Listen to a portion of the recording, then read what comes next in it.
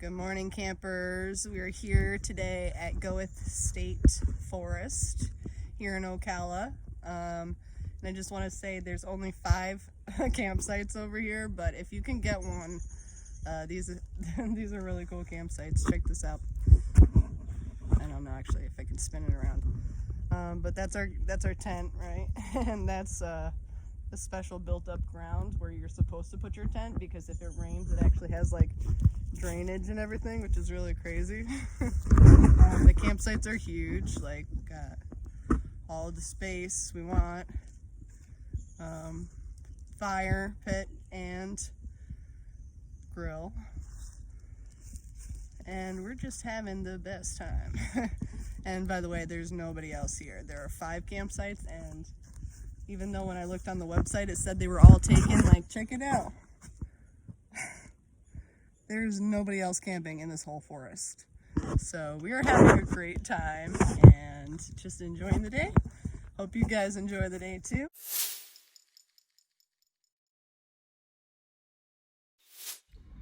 Interestingly, this is pretty common to find up here, these kind of hidden scorpions, and they're very small. As you can see, this one is dead, but you can see the stinger coming out the tail. So when you are out camping, especially in an area where you're not familiar, you realize that there are different plants and different animals here that have different adaptations for how to survive. So some of those may be a little bit dangerous or a little bit scary, so always be around, always be aware of your surroundings. We are on Cow Creek Road. You're never going to find us, actually. I can tell you we're on Cow Creek Road because you'll never find us.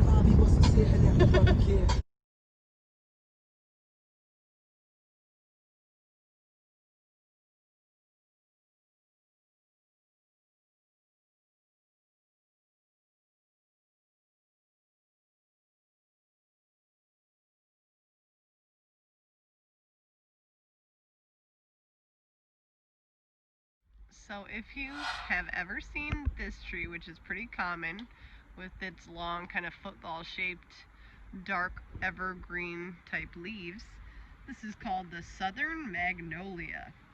And this tree, it was used for baskets and crates a long time ago.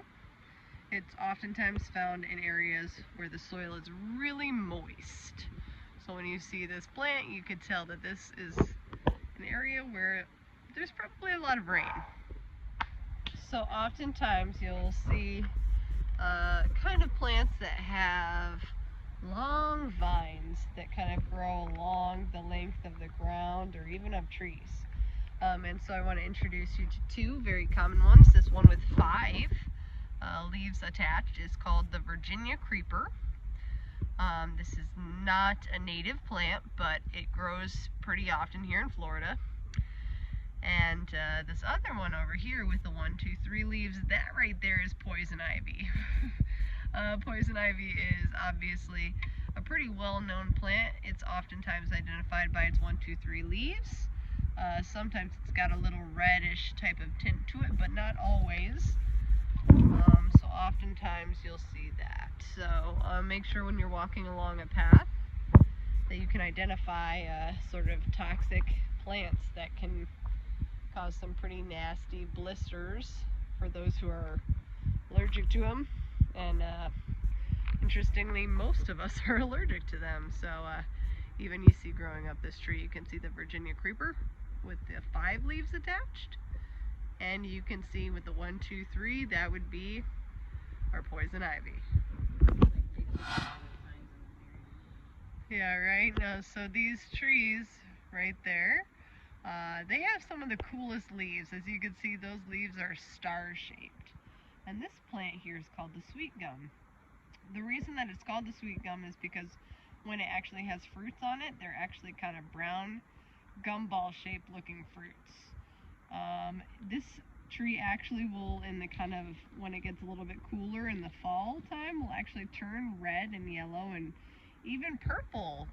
So it ends up being really pretty. So kind of gumball colors as well. This tree over here has a type of, well, I don't think so, but it's named the musclewood after its muscly looking appearance, I suppose.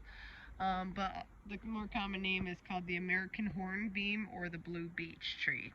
But what I really wanted to talk about this tree was the different colors of lichens on it. Now, lichens are really interesting species. They're kind of like plants, but they're kind of microscopic organisms, basically. And as you can actually see, there are two types on here, or actually three types: the green, the white, and the red. Now, the green and the white, they're not harmful for the tree, but the red types, those are harmful for you and I as well. So when you see those.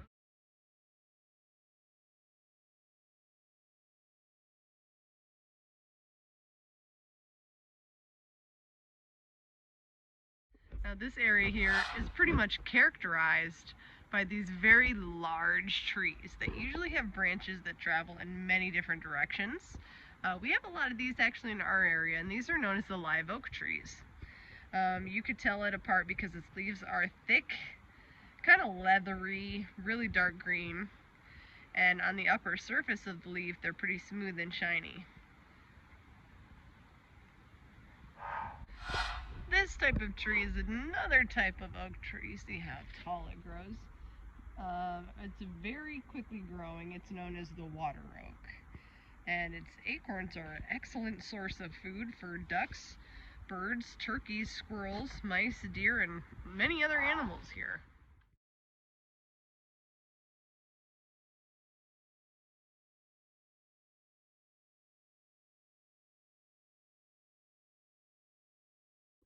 Oftentimes, forests will do something called prescribed burns, where they'll actually set a small area on fire.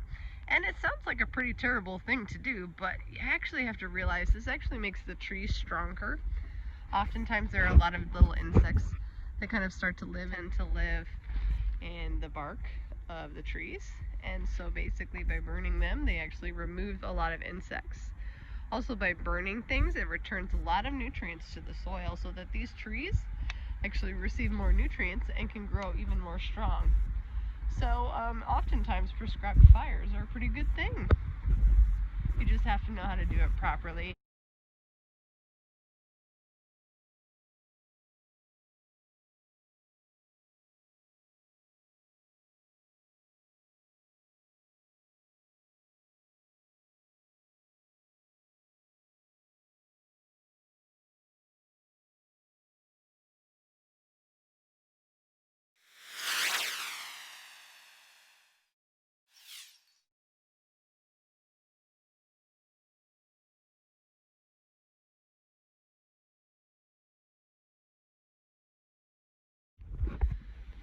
I mean, usually I don't really see cypress trees this large, so this is kind of a treat. I wonder how old they might be. Yeah, no, but as a Native American, what you probably would do is you would find a cypress tree, which was really quite a good tree to use for creating your canoe. You would cut it in half. Well, you would cut it down first, then cut it in half. Hollow out the inside and use that as your canoe. They probably would not use cypress trees this large, though.